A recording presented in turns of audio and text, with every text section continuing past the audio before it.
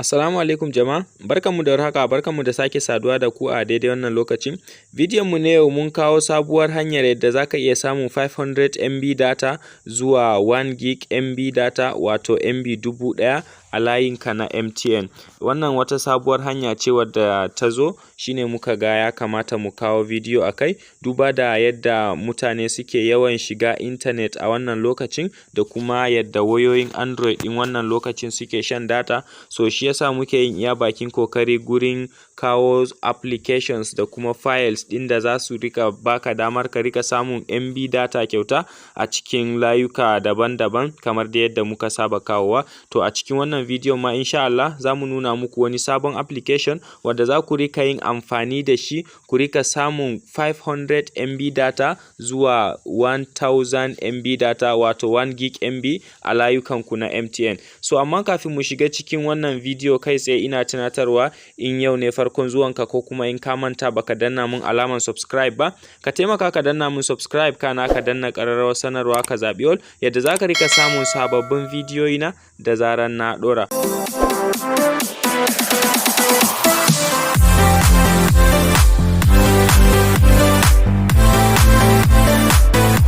Ok, za mu yi amfani da wani application ne wanda zan ajiye muku link na wannan application ɗin a description, sai kawai ku shiga ku yi downloading na wannan application ɗin. Bayi da wuyar setawa, cikin minti ɗaya za ka iya seta wannan application ɗin gaba ɗaya, sannan kuma gurin downloading bayi da nauyi. Saboda haka yana da matukar amfani wannan application ɗin, ga saurin aiki, yana da kyau a ce ka mallaki wannan application ɗin. Matukar dai misali mutum bayi da sungulla da yawa a cikin internet, so wa'annan application ɗin sun ishe ka ka gama duk abun da za ka yi ba tare da ka sayi MB data ba. So yanzu kai sai za mu shiga cikin application ɗin ne kai sai. Kamar yadda kuke gani ne, wannan shine application ɗin, gashi nan kana danna link ɗin description, kai sai zai kai ka cikin Google Play Store, sai ka je kai downloading na wannan application ɗin. Ok, kai tsaye yanzu bari mu nuna muku misali, yanzu bari mu bada misali da application na YouTube.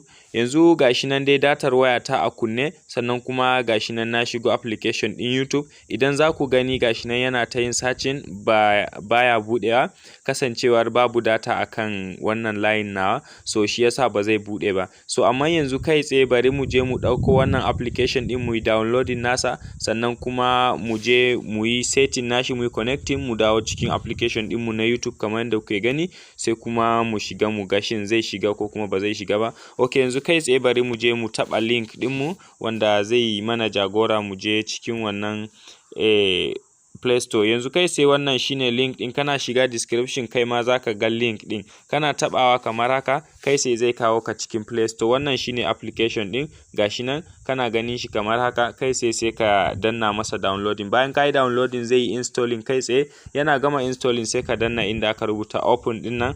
Ok, kai sai zaka buɗe shi kamar haka. Ok, bayan ka buɗe application ɗin kamar haka, bari ya gama buɗewa. Ok, wannan shine fiskan da zai baka, kai sai zaka danna later, sannan zaka zo inda aka yi alaman layi guda uku nan, kai sai zaka danna akai. Kana dannawa kai zai baka wannan fiskar, kai sai ka danna inda aka rubuta check update ɗin nan, wato layin farko na rubutu. Bayan ka danna check update, zai yi checking na update sababbi, kai sai zai kammala wa'annan updating ɗin, zai sassaita wasu abubuwa ne, daga nan kuma sai mu yi connecting na wannan VPN ɗin. Ok, yanzu bari mu ɗan jira shi ya kammala wannan checking ɗin.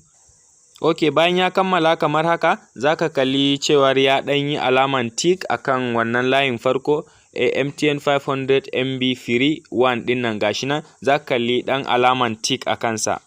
Ok, bayan ya yi wannan tick ɗin, shine alamun ya gama checking update ɗin. Daga nan za ka kalli inda aka rubuta connect VPN, kai sai za ka danna akan connect VPN ɗin nan kamar haka. Ok, kana dannawa sai ka ɗan jira shi ya yi connecting. Yanzu misali inda za ka gane cewar ya yi connecting, yanzu misali bari mu ɗan sauke screen na wayar mu. Ok, daga nan za ku kalli cewa an rubuta MTN 500 MB free, ya yi connecting, gashi nan a kasa status ɗin nan ya nuna connected, sannan kuma ga nan 'yan seconni suna irgawa. So yanzu kai tsaye bari mu je mu koma cikin application ɗinmu na YouTube wanda muka shiga ɗazu, ya ce mana babu data. Bari mu buɗe shi kamar haka, mu ga shin zai shiga ko kuma ba zai shiga ba. Okay, kamar yadda kuke gani gashi nan muna shiga application ɗinmu na YouTube gashi nan ya buɗe mana. So kamar yadda kuke gani wannan application ne mai matuƙar mahimmanci, mai matuƙar amfani sosai da sosai. Zai baka dama ka yi abubuwa da dama ba tare da sai ka sayi data ba. Sannan bari na gwada buɗe bidiyo ku kalla, kai sai za ku ga cewar ya buɗe. Okay, kamar yadda kuke gani gashi nan yana buɗe bidiyoyi kamar da yadda ka san datan da ka siya. Kai tsaye wannan application ɗin zai maka aiki a ko ina da ina da ka san kana shiga ka yi browsing ɗinka. Saboda haka wannan application ɗin yana da matuƙar mahimmanci, yana da matuƙar amfani. Ya kamata kuma ka yi downloading ɗinsa domin ka yi amfani da shi kai ma ka huta da siyan data ko da na ɗan wani lokaci ne. Sannan wannan link na wannan application ɗin yana description, kar ka manta ka shiga ka yi downloading na wannan application ɗin domin ka more 500 MB data.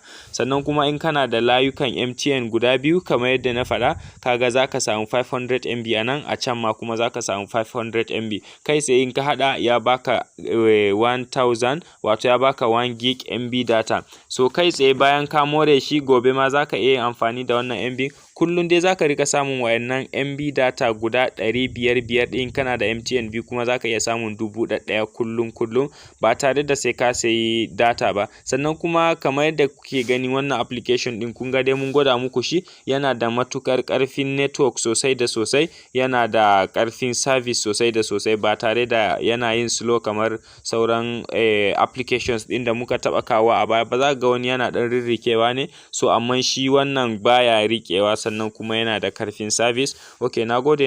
Okay, kamar yadda kuke gani wannan shine ƙarshen bidiyon namu na yanzu, sai kuma zuwa can anjima insha Allah za mu sake ɗora wani bidiyo na daban, wanda ba bidiyo bane da za mu ɗora wanda ba akan data za mu yi shi ba. Za dai mu ɗora bidiyo nan gaba. Da fatan za ku kasance da mu tare da ba mu goyon baya da ƙarfin gwiwa ta hanyar danna mana alamar subscribe. Kana ku danna ƙararrawar sanarwa ku zaɓi all, yadda za ku rika samun sababbin bidiyoyi na da zarar na ɗora. Nagode, sai mun haɗu da ku a can gaba a bidiyon mu na gaba, wato anjima kenan.